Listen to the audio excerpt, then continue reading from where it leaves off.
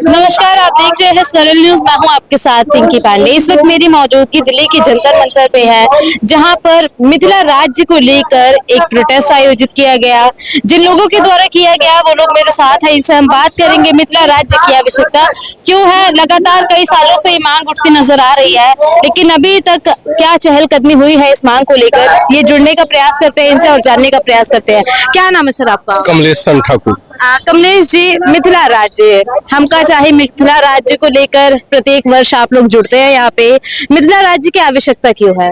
मिथिला राज्य की आवश्यकता इसलिए है, जो हम लोगों का कोई भी जितना भी फंड जाता है सब इधर ही खा लेते हैं ये लोग, हम लोगों को कुछ देते नहीं है।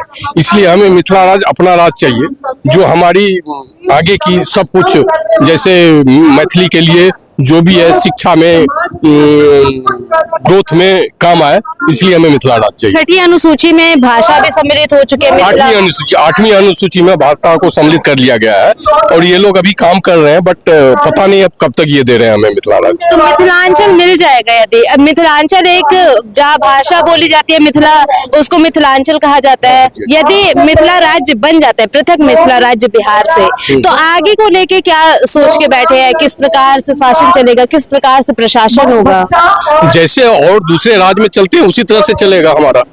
अभी हमारे पास जैसे इंडस्ट्रियल एरिया नहीं था, बहुत सारे सब कुछ थे, ये सरकार, वर्तमान की सरकार सबको खत्म कर दिया है। तब नए सिरे से सारे इंडस्ट्रियल वहाँ पे लग रहे हैं, इंडस्ट्रीज वाले सब वहाँ आ रहे हैं, लगा रहे हैं। तो आगे के लिए कोई ऐसी परेशानी नहीं है जो हमको कैसे रहना है और कैसे खाना है, कैसे पीना है। हम लोग अभी भी सुखी हैं, उस टाइम भी सुखी रहेंगे। आपका क्या नाम है सर? नंदन झा। नंदन जी, बिहार जूझ रहा है माइग्रेशन से, बाहर लोग आ रहे हैं मजदूरी के लिए, शिक्षा से, स्वास्थ्य से। इस बीच मिथिला राज्य की मांग क्यों चाहिए? मिथिला राज्य जब बाकी की समस्या, युवाओं को बेरोजगारी का सामना करना पड़ रहा है, बाहर मजदूरी करने आ रहे हैं, परिवार से दूर है, तो ऐसे में महंगाई, बेरोजगारी, शिक्षा, स्वास्थ्य, ये ज्यादा जरूरी है या मिथिला राज्य ज्यादा जरूरी है? मिथिला राज्य इसलिए जरूरी है कि हमारा संस्कृति और भाषा, खान पान सब हम बिहार से अलग हैं, और हम ये मांग हम 40 साल से पहले से कर रहे हैं, लगातार मांग कर रहे हैं। और संस्कृत के आधार पर वहाँ बाढ़ और सुखाड़ की विकट समस्या है, जो आज तक सरकार के द्वारा हम लोगों पर उपेक्षा किया गया है, और हम लोग उपेक्षित हैं उस क्षेत्र से। तो हम लोग चाहते, यदि भी हमारा मिथिला राज्य बनता है तो हम लोग जो भी सरकार द्वारा राज्य सरकार को फंड जाती है, उसका उपयोग बिहार मिथिलांचल की सर्वांगीण विकास के लिए हो, जो अभी नहीं हो रही है। तो हम लोग चाहते, सरकार से मांग है कि हमारी मांग पूरी हो, हमें राज्य का दर्जा मिले। और हम नेपाल से भी 16 डिस्ट्रिक्ट हम नेपाल से मांग कर रहे हैं, जो कि पहले से हमारे मिथिला राज्य में ही है नेपाल, जहाँ माँ जगत जननी सीता जी का जन्म हुआ था, कर्मस्थली है। सीतामढ़ी ने जनकपुर में है, और हमारा 16 स्टेट वहाँ पर है जो मिथिला का है। चार हम लोग मांग कर रहे हैं झारखंड से, और बिहार से 17 है। तो टोटल हम 32 से 33 डिस्ट्रिक्ट का है, जो हमारा बहुत विशाल राज्य होगा और इतना बड़ा विकास करेगा। वहाँ खेती के आधार पर हो, उपजाऊ खेती है, लेकिन सही से नदी के कारण, नदी के कुभाजन के कारण हम लोगों का विकास नहीं हो रहा। तो अलग से स्टेट बनेगा तो उस पानी का उपयोग करके हम लोग आगे विकास करेंगे। इसलिए हम लोग सतत प्रयासरत है और मांग कर रहे हैं कि हमारा राज्य अलग बने। बिहार के ऐसे कौन से जिले हैं जो कट कर आगे आने वाले समय में मिथिलांचल बनेंगे, चाहे मिथिला राज्य बनेंगे?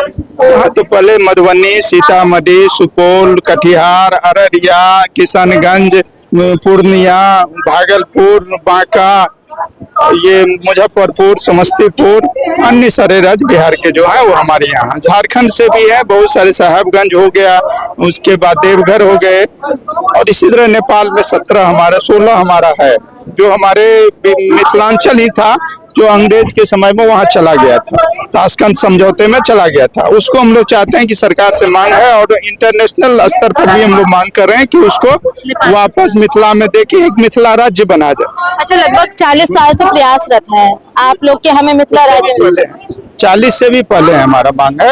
हर साल केंद्र सरकार को ज्ञापन सौंपते हैं, अभी तक कोई आया है आगे से रिजल्ट? ये मिथिला राज्य के धरना के कारण ही वहाँ बहुत सारे विकास का काम हो गया, जैसे एम्स का निर्माण हो रहा है। अभी एम्स के लिए सरकार ने दिया है। हाईकोर्ट का भी मांग चला कि दरभंगा में हाईकोर्ट का ब्रांच जाएगा। और ये जो इंटर काउंसिल का भी ब्रांच की मांग चल रही थी, ये सब सरकार पूरा कर रहा है, लेकिन राज्य के विकल्प में और सब व्यवस्था कर रही है। लेकिन हम लोगों को इससे कोई फायदा होने वाला नहीं। हम लोग चाहते हैं कि राज्य बने, एक राज्य का जो भी दर्जा हो, राज्य का जो भी सुविधा मिले वो हमको डायरेक्ट मिथिला को मिले, जिससे मिथिलांचल के सर्वांगीण विकास हो, पलायन रुके, लोग वहाँ पर अपना सुख सुविधा से रहेगा, इंडस्ट्री लगेगा, फैक्ट्री लगेगा। वहाँ कृषि उद्योग, बहुत सारे उद्योग है जो कृषि पर आधारित है। जैसे अभी मखाना हमारा इंटरनेशनल है, मधुबनी पेंटिंग के नाम से आप जानते होंगे, तो विश्व लेवल पर है। हमारे यशस्वी प्रधानमंत्री ने उसको किए हैं, विश्व लेवल पर हमारा है। मखाना बोर्ड बन गया वहाँ, और भी गन्ना के लिए वहाँ बहुत अच्छा है। चीनी उद्योग भी बहुत सारे लगेंगे, जूट उद्योग है, माने कृषि से आधारित अनेकों उद्योग वहाँ लग सकता है। और पानी पर हम लोग तो विश्व को पानी पिलाने का क्षमता हमें है, तो पानी आधारित और बिजली, यदि अपन बिजली उत्पादन करेंगे तो विश्व को हम बिजली देने का क्षमता रखते हैं। लेकिन उसका उपयोग सही से हो नहीं रहा, न सरकार कर रहा है, न राजनेता चाह रहे हैं। तो हम लोगों का यही मांग है कि हमारी राज्य बने, हम उसको आगे बिहार को एक अच्छा राज्य के रूप में ले जाए, जो हम भारत का सबसे अच्छे राज्य बनेंगे। कि विद्वान हमारे यहाँ पढ़ा, माँ सरस्वती जी का अनुपम कृपा है। आप देखिएगा बिहार, मिथिलांचल का बहुत सारे लोग अधिकारी, जहाँ जाइएगा वहाँ ऑफिसर से लेके सब तरह के अधिकारी वहाँ, क्योंकि माँ सरस्वती का अनुपम कृपा है, माँ सीता जी का कृपा है। इसलिए यदि होगा तो लोग अपने मेहनत से, कर्म से और बुद्धि से वो बिहार को ऐसा तरक्की करेगा कि गुजरात के बाद हम ही रहेंगे या गुजरात के बराबर रहेंगे। आपका क्या नाम है सर? अच्छा सर, ये तो रही मिथिला राज्य यदि मिल जाए तो ये सारी प्रगति देखने को मिलेगी, लेकिन ऐसे में एक सवाल ये भी उठता है, हमारा देश भिन्न भिन्न संस्कृति, धर्म, जातियों से जुड़ा हुआ है।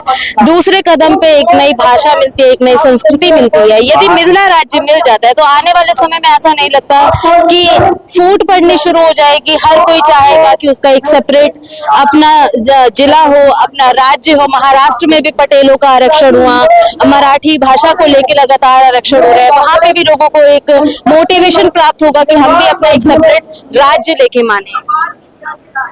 देखिए, आपकी बातें ये सही है, लेकिन जहाँ तक मिथिला राज की बात है, मिथिला राज पहले भी था, और मिथिला का जो पार्ट है जिसको हम राज्य का दर्जा मांग रहे हैं, वो शैक्षणिक दृष्टि से, औद्योगिक दृष्टि से, बौद्धिक दृष्टि से, सामाजिक दृष्टि से हम बहुत अग्रणी थे, जिसका पूरा इतिहास है।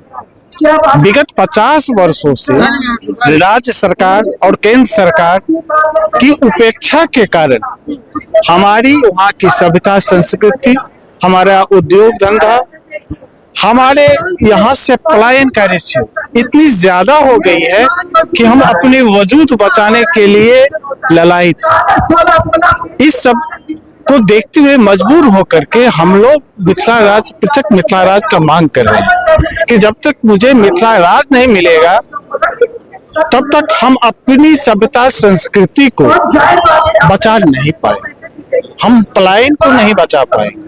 हम आज भी बौद्धिक स्तर पर करीब करीब किसी भी राज्य पे भारी है। नंबर ऑफ क्लास 1 ऑफिसर देखेंगे तो हमारे पार्ट में किसी राज्य के बराबर है, जो बड़े बड़े राज्य हैं उनके बराबर हमारे यहाँ क्लास 1 ऑफिसर्स हैं। लेकिन हमारी दुर्गत देखिए, पलायन, बच्चा 10वीं पास किया, अब पढ़ाई छोड़ के उदासीन होकर के भाग रहे हैं, क्योंकि वहां का बेसिक जो चीज थी एग्रीकल्चर, और फ्लड जो है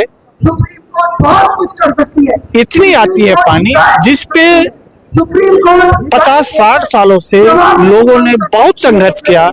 हमारे कुछ जैसे कॉमरेड भवन झा थे सांसद, उन्होंने बहुत बार उठाए, इंटरनेशनल समझौताएं भी हुई, लेकिन उस पर अमली जामा नहीं बनाया, जिस कारण हमको पलायन करना पड़ा।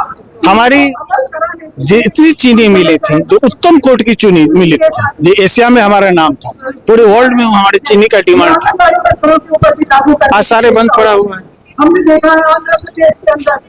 तो हमारे पास में कोई ऑप्शन ही नहीं बचता है कि हम पलायन करें। अच्छा, आप सर दिल्ली से ही अभी रह रहे, दिल्ली में ही, या फिर इस धरने के लिए दिल्ली में आए? हम पलायन करके आए हुए हैं। लगभग कितने सालों से? करीब 20-25 सालों से हम यहाँ पे भाग के आए। तो इस धरने को बड़ा प्रारूप क्यों नहीं दिया जा रहा? 20-30 इतने लोग ही क्यों आते? इसी का कारण है, चुनाव के दरमियान भी कभी ऐसी आवाज उठती नजर नहीं आती। यहाँ पे क्या है, आज पॉलिटिकल पार्टी का जो मेंटल स्टेटस है आप जान रहे हैं, उनको एनी हाउ सत्ता चाहिए, क्योंकि कॉमर्शियल पॉलिटिक्स का व्यवसायीकरण तो हो ही चुका था और आज के डेट में उसको विनाशकारीकरण कहेंगे। उनकी कोई सोच नहीं है, कोई विचारधारा नहीं है, कोई जनमानस से उनका कोई लगाव नहीं है। आम आदमी कैसे जिए कैसे मरे उनका से कोई लेना देना नहीं। आप बताइए ना, आज 12 लाख रुपए पे कोई इनकम टैक्स नहीं। क्यों? आज आप तो पत्रकार हैं ना, दिल्ली जैसे महानगर में आज के डेट में भी 8,000, 9,000, 10,000, 12,000 कमाने वालों की तादाद सबसे ज्यादा है। उनका जीवन यापन कैसे होगा? कभी सरकार सोची है इसके बारे में? जिनको 5 लाख सैलरी है उनको कम लग रहा है, उनके लिए 8वीं, उनके लिए महंगाई भत्ता, उनके लिए सारी व्यवस्थाएं। क्या देश के नागरिक, आम नागरिक है, उसी की सरकार है ना। सरकार को किसके लिए काम करनी चाहिए? जनता के लिए। वो क्या कर रही है? हमारे नेता, हमारे जो जनप्रतिनिधि हैं या बड़ी बड़ी पॉलिटिकल पार्टी हैं या ब्यूरोक्रेट्स हैं, क्या उन्हीं का पेट है? उन्हीं के बाल बच्चे हैं? उन्हीं के बच्चे हार्वर्ड और बाहर जाकर के पढ़ाई करे?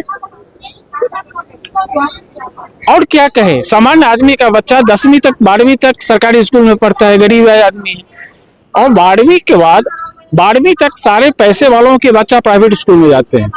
जैसे 12वीं कंप्लीट हुई सभी को गवर्नमेंट कॉलेज चाहिए। ये न्याय संगत बातें हैं? एक लेस फैसिलिटी के साथ पढ़ रहा है और एक एक्स्ट्रा और फैसिलिटी के साथ पढ़ रहा है, दोनों को एक मंच पर खड़ा कर देते हैं। आप प्राइवेट स्कूल में पढ़ाते हो तो हमारे जनप्रतिनिधि को कहना चाहिए ना, जो प्राइवेट में पढ़ाते हो प्राइवेट कॉलेज में पढ़े, लेकिन इस पे किसी की आवाज नहीं। एक कोटा डिक्लेयर होना चाहिए सरकारी स्कूल के लिए। सरकारी स्कूल के बच्चे को 80% वहाँ प्रायोरिटी होनी चाहिए, या नहीं तो उनके जो स्कूल है उसको आप फैसिलिटेट करें, उस पर कोई मतलब नहीं है। जनता को गुमराह करने के लिए कभी आरक्षण का नारा लगाते हैं, कभी जात का, कभी धर्म का, जैसे कोई भी मसाला क्रिएट करके उसको गुमराह करना है। और इसी गुमराह का शिकार हमारा मिथिला क्षेत्र है। हम सब कुछ रहते हुए भी कुछ नहीं, हमारा कोई वजूद नहीं। अब सुनिए ना, भोजपुरी के वल्गर गाने हैं, बहुत वल्गर बातें चीजें हैं, और इसी के कारण सब उसको बिहारी कहते हैं। और उसका इम्पैक्ट किसको पड़ता है? जो उससे दूर है, कोसों दूर है। हमारी भाषा, हमारा कल्चर, हमारा गायन का जो एक स्टैंडर्ड है उससे कोसों दूर है, लेकिन फिर भी हम भी बिहारी कहलाते हैं। हम कितने क्वालिफाइड हैं, कितना हमारे पास में एफिशिएंसी है, लेकिन फर्स्ट लुक बिहारी मैंने हे दिस से देखा जाता है। Why? I am not citizen of India. तो जिसके पास जो क्षमता है उसको बढ़ाइए, उसको कुचलने का या दबाने का प्रयास न करें। चलिए सर, बहुत बहुत शुक्रिया। देखिए हमारे साथ मिथिलांचल की आवाज तो उठी, लेकिन न्याय संगत बातें भी आपने सुनी। अब इनकी दृष्टिकोण से, इनके वक्तव्यों से आप कितना रिलेट करते हैं कमेंट सेक्शन में जरूर बताइएगा। और ऐसे ही अन्य खबरों के लिए बने रहिए हमारे साथ। आप देख रहे हैं सरल न्यूज, मैं हूं आपके साथ पिंकी पांडे।